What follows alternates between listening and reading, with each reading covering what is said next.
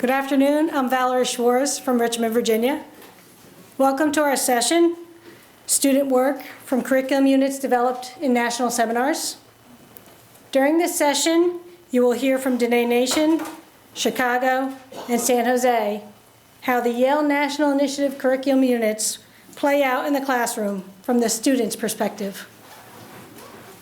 After all, student voices reflect the essence of our work. The structure of this panel is an introduction from the fellow, followed by his or her students. First, I'll introduce the panelists in the order in which they will speak. From Dine Nation, Jolene Smith, Paisley Curlyhair, and Jolene Charlie. From Chicago, Brandon Barr and Brenda Castro Macias. And from San Jose, Ludi Aguada will be here via video, and Jennifer Hernandez Garcia. Then if time allows, we will take a few questions. We'll begin with Jolene Smith.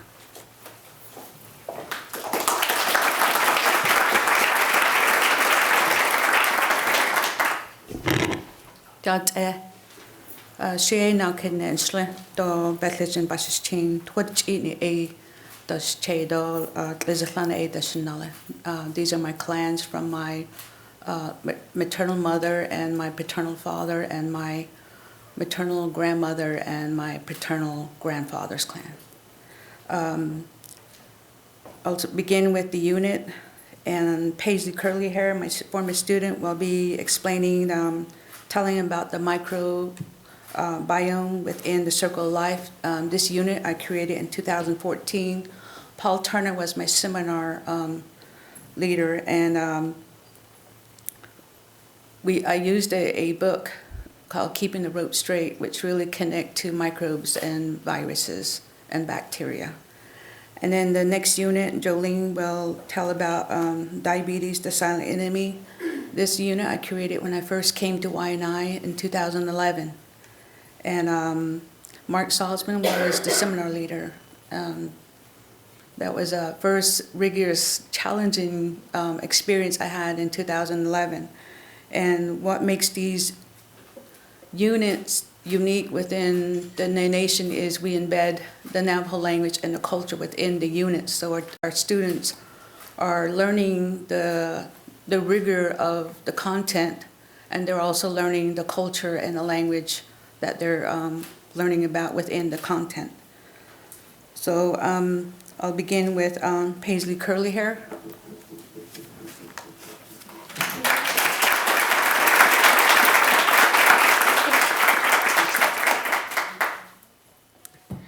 Yat a Paisley Curlyhair dashinjine, Tabahan Nishlim but Ani Bashishin, Zia Plaba Dashite, Mandan Hidatarika Dashanelle, Dikut Egonash at Zane Nishle, Todanesh jet, the eight sebi, ye giginish top. Just can be told the Yana Sha. Water Edge clan is my first clan from my mother's clan. Under his or her cover is my second clan from my father's clan. Zia Plaba are my maternal grandmother's people. Sioux, which are Mandan, Hidatsa, Rika, are my paternal grandfather's people.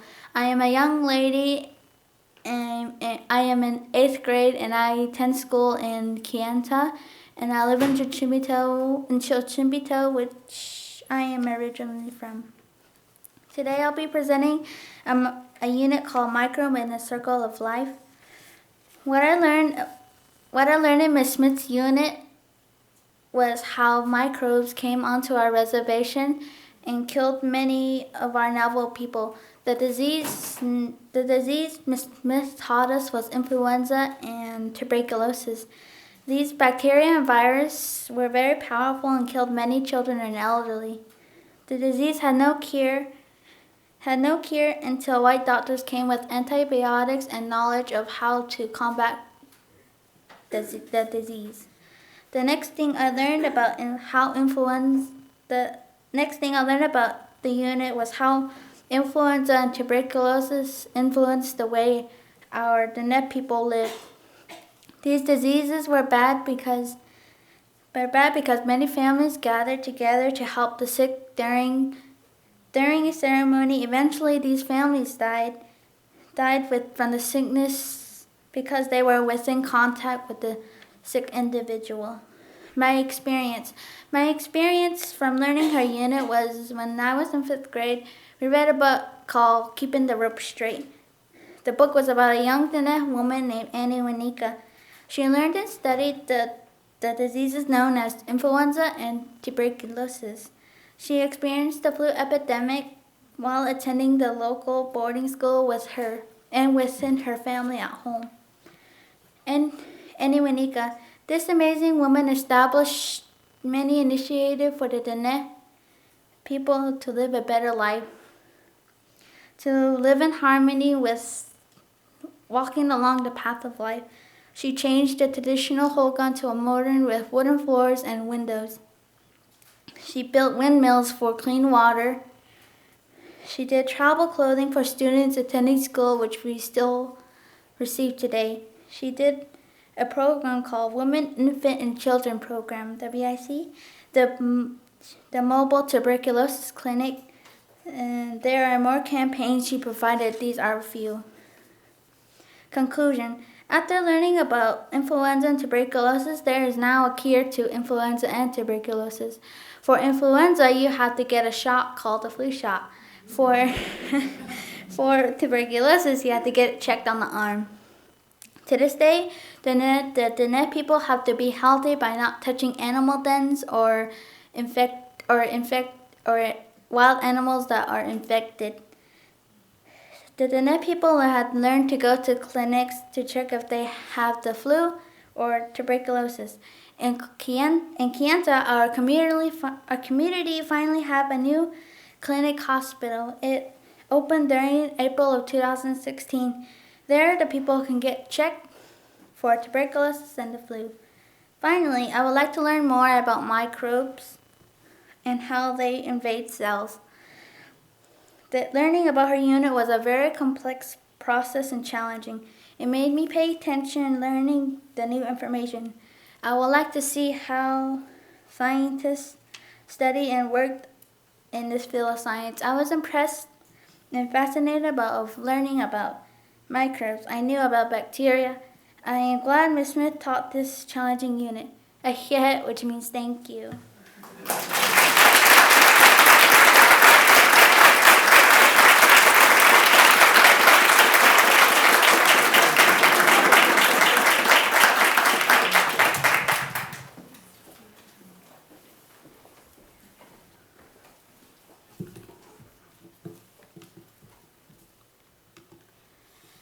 Yat Asha A. Jolene Charlie Dashajine Tohanin A. Ninshlit Do Bashachin Kea Ani A. Dashache Nato Dune A. Dashanella Kutago Ast Anna Ninshle Todinestia D. A.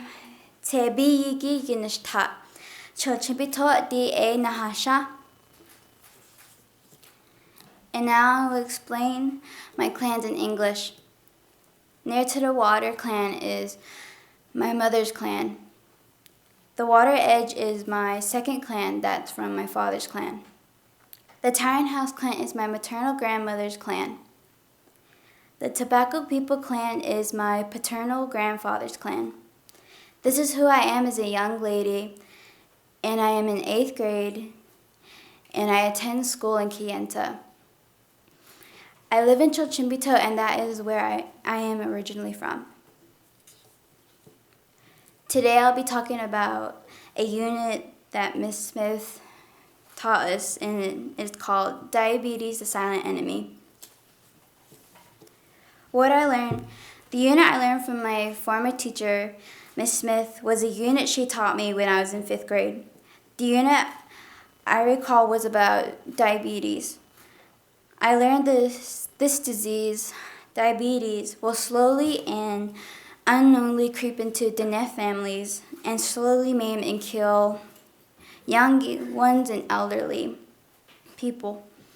When it is not monitored or controlled, I have personally experienced experience, my Nelly, who is my paternal grandfather, suffered and struggled with this disease.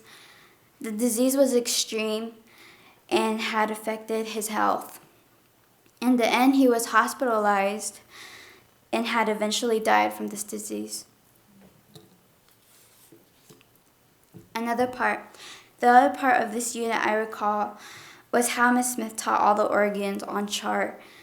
Then each organ was reviewed daily.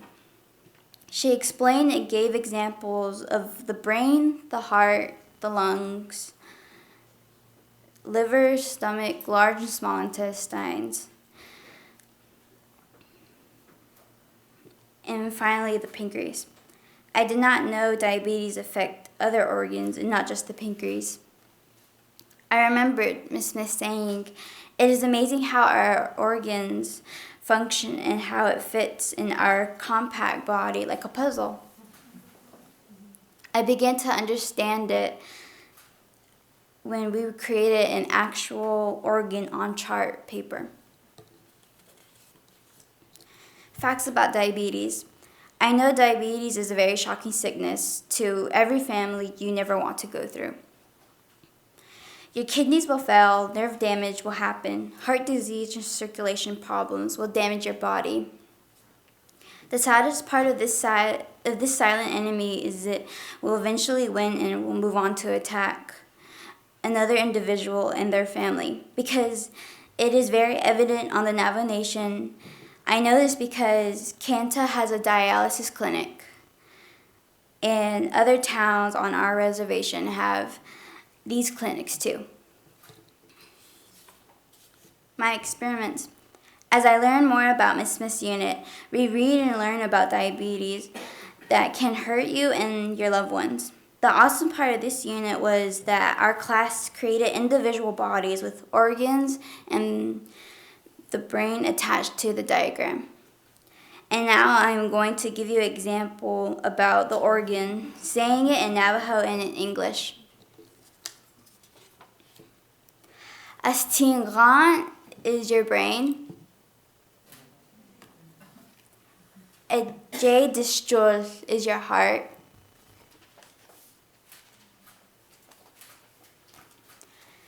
A J Yezole is lungs.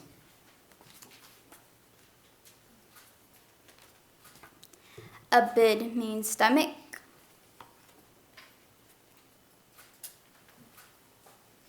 A zid means liver.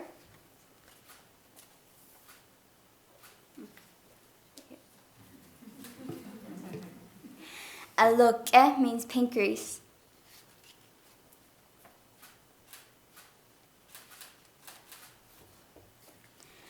A cheat this and it's large intestines.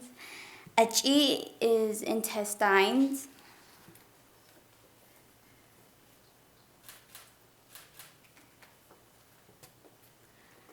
A lishbizis is your bladder.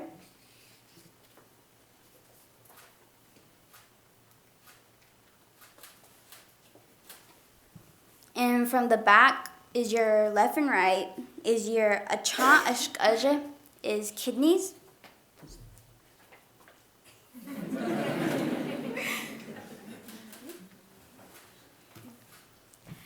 Finally, after learning about Miss Smith's unit, I have taught others about eating a healthy traditional diet, like blue cornmeal mush, corn stew, and the Three Sisters, which are corn, beans, and squash. Also, another healthy benefit is fitness, because long ago, children used to run very early in the morning to greet the sun. This is what I teach others in my family and to my peers about health. So diabetes, the silent enemy, will not attack other families.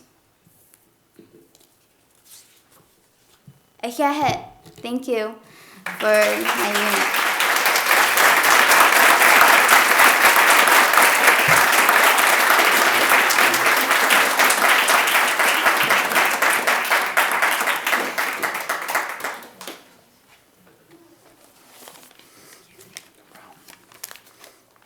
So there's no fancy PowerPoint behind me, just me. Good afternoon. In a few moments, you'll hear from a student that I taught last year and is currently a 7th grader at Mark Twain Elementary School. The work that I do every day, every night, summer after summer, year after year, is for students like Brenda. It is what motivates me each day, and after having the opportunity to spend the summer with you, I know it's what motivates most of you as well. I applied to the Yale National Initiative to refine my planning and to work with other teachers to make my practice better. At the time, I was in a school where no substantial professional development was being offered for language arts. If there was professional development being offered for language arts, it was because I was the one who was leading it. I needed the opportunity to engage with other teachers in my content area to continue growing. I needed a learning community where I could reflect on my own practice, share strategies, and deepen my knowledge of content to improve my teaching. I'm so grateful that I found a program that supports my professional growth. But this isn't about me or any of us, really.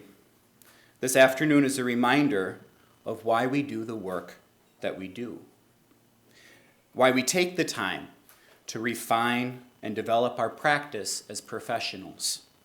It's not to come to New Haven or get published on Yale's website or to hang out with Jim. It's about building community, researching and learning, and keeping the needs of our students forefront in our minds as we plan. Last year, I had the opportunity to watch Brenda and others grow into adolescence as they entered middle school. Anyone who has taught middle school can attest to how clumsy and organizationally challenged kids can be at that age. I remember watching Brenda on a field trip to the Chicago History Museum continue to misspell her name on an interactive exhibit. Do I need to share your nickname for months after that? More importantly, though, I had the opportunity to see Brenda make remarkable growth. Yes, it was reflected in test scores, but more importantly, it's measured in the person that you'll see in front of you today. Through a poetry that I developed a few years ago, I saw Brenda find an outlet for her thoughts. Not only was she better able to interpret poetry, but she began to craft her own. Through a unit that I developed last year, Brenda crafted her own dystopian story as she learned narrative conventions. By the last unit of the year, which I started one morning on a napkin while Joe Roach was speaking about his seminar on eloquence, Brenda crafted a persuasive speech that demonstrated masterful use of the rhetorical triangle and other persuasive techniques. It's my phone.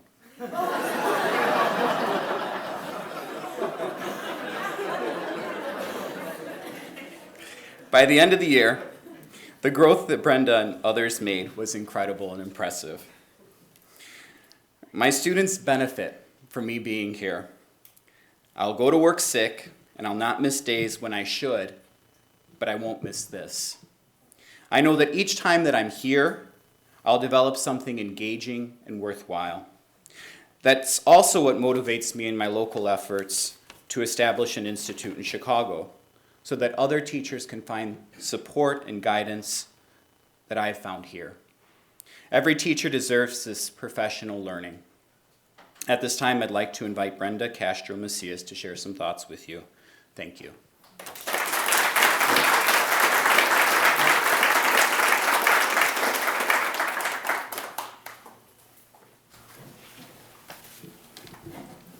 I would like to share a poem called Dreams by Langston Hughes.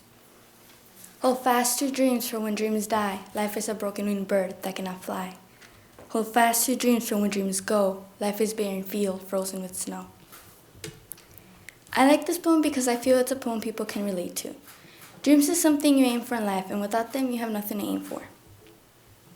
Before I entered Mr. Barr's class, poetry was something I was not comfortable with, much less enjoyed. I struggled with it a lot because I couldn't identify simple structures. In the poetry unit, we had the opportunity to study different types of poems with different types of structure, style, and rhythm. We talked about and analyzed these poems and used them as models to create our own poetry. Poetry is more than just a bunch of words that rhyme or that are written in a certain structure. I learned that poems have a feeling behind them and sometimes even a message. In the unit, one of my poems I wrote is actually meant to express feelings of confusion and frustration. I felt glad to have the opportunity to think about my feelings when writing my poems because my feelings actually play a great role in my poems. Learning about metaphors helped me reflect on my own life because I was able to make my poem structure more interesting and mysterious. I would like to share my favorite poem that I created from the unit called My Life. My life is my paradise full of accomplishments. My life is my nightmare hunting after me. My life is my freedom letting me live. My life is my prison packed with rules. My life is my castle with guards all around. My life is my dungeon, locking me away. My life is my angel looking after me. My life is my demon revealing when angry. My life is my light illuminating my path. My life is my darkness clouding the light. My life is my happiness full of smiles along the way. My life is my sadness with pools of tears. I love my life, I hate my life is a puzzle I haven't figured out. In another unit that Mr. Barr shared that he developed at Yale, we talked about dystopias and fantasy as a genre. In this unit, we read a book called Animal Farm, which we learned is based on the events leading to the Russian Revolution of 1917. After analyzing the book and talking about what makes it a dystopian, we wrote our own dystopias. This unit impacted me because it taught me how to view the world and literature from different perspectives. Every time I'm asked to analyze literature for the mood or theme, being able to see it from different perspectives helps. While reading the book Animal Farm, I learned to look for multiple meanings and themes beyond the key event of the story. Being a student in Mr. Barr's class taught me a lot. I consider myself lucky that he was my teacher last year. He pushed me because he knew I could do better. That helped me to grow as a student and as a person. Thank you for the opportunity to speak today.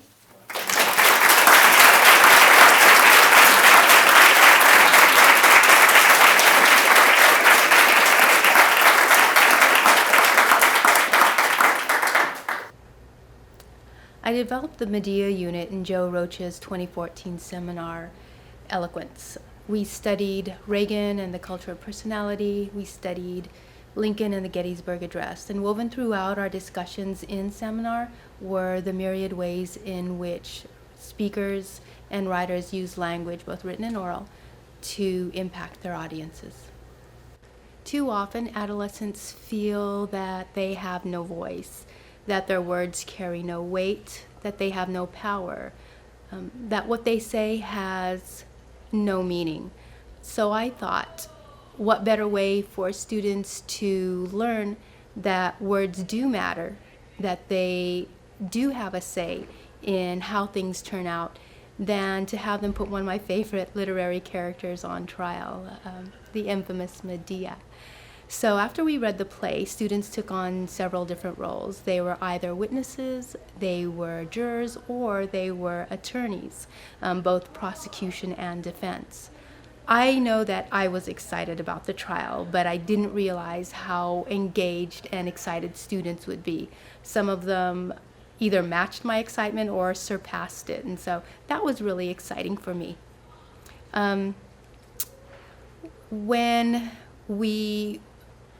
When we talked about the different roles, Jennifer Hernandez Garcia got one of the coveted roles as a prosecuting attorney.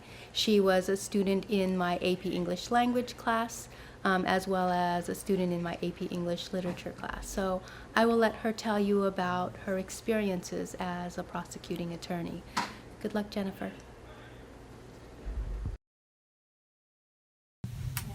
And what did she do? Because he left her. Like, what is it true that after Jason left Medea, she made up a plan to get revenge? No, I don't think she made up a plan. I mean, I suspected that she was that that she was gonna do something. I mean, knowing her for. Wait, if you Yeah. suspected that she was going to do something, why did you not try to stop her? I tried to, yeah.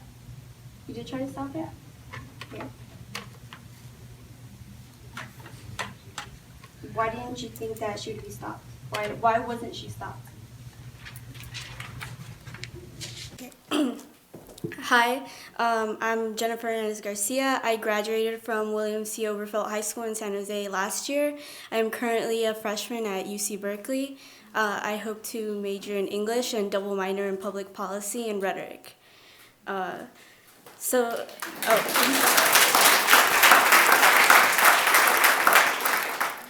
The morning I walked into Miss Aguada's class, the morning she started that unit, all I knew about Greek mythology was Hercules from Disney and Xena the Warrior Princess. And all I knew about criminal trial procedure was Legally Blonde and Law and Order. So I was pretty much an expert.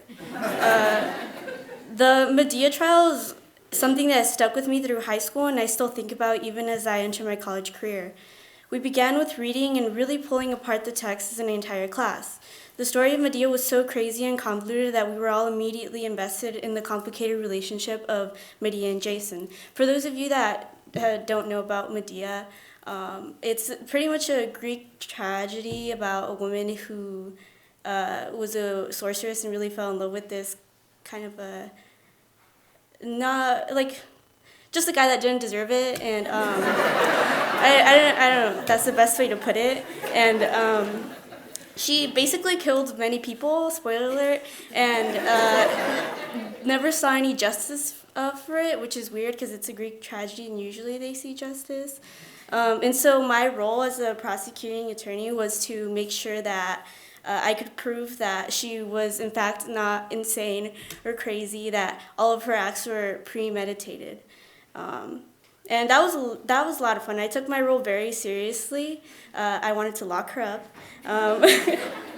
And another part that I had a lot of fun with was creating our life stories. Ms. Aguada allowed us each to craft what our personality would be or our life stories as a person living through these times. And I could recognize that a lot of students were having fun with it as well because I had to read through all of their life stories. There were some that were 5 pages long, and I had to question them about that. So that was tedious. It was much longer and tedious than an episode of Law and Order. I'm just going to tell you that.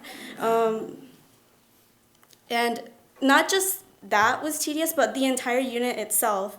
There was the questioning of the jurors, the prepping of the witnesses, and there was also making sure that I had no flaws in my language, no flaws in my logic or reasoning.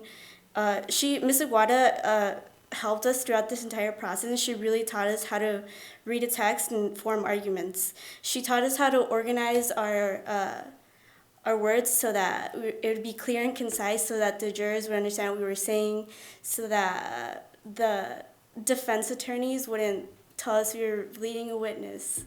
Yeah. As a student, I'm usually very used to writing argumentative pieces in just like 40 minutes, essays, SAT. So this was something new, something I really enjoyed though. We were given pretty much unlimited time and resources. And this wasn't just synthesizing texts that we're given. It was actually all about more about induction, like inducing an argument, because we knew we were right. We knew that she had to go, pretty much, they didn't have prison back then. I guess they would just kill her. But we just knew that she would have to be killed for killing other people. And this, yeah. During the trial, I was super nervous, like I am now. But back then, I was more nervous. I mean, I was rocking while I was asking questions to the witnesses. I was hoping the jurors wouldn't notice, but I'm sure they did. It was especially nerve-wracking because the jurors were on this side. Then you had the people watching you from behind you. And then you had the judge, and then the witness. And then the other lawyers, the other side of you. So you're being watched from all sides. Everybody was listening to everything you were saying. So I had to really make sure that my questions mattered because of the limited time constraints, and I had to make sure that I made every single sentence count. And my partner Nico and I, who's my fellow prosecuting attorney, knew that justice rested on our 16-year-old shoulders. During the defense's line of questioning, we also had to take notes and piece together the argument they were making so that I can demolish it when the time came. And not gonna lie, we won. Medea's dead now. This experience was really impactful, actually, because it was more than just sitting at a desk and writing essay after essay. I now feel more comfortable in my skin talking in front of a crowd. I feel more comfortable or more confident in my argumentative skills. It's helped me through AP tests. It's helped me giving presentations in other classes. Also forming arguments and understanding how to put together sentences and how to make essays flow.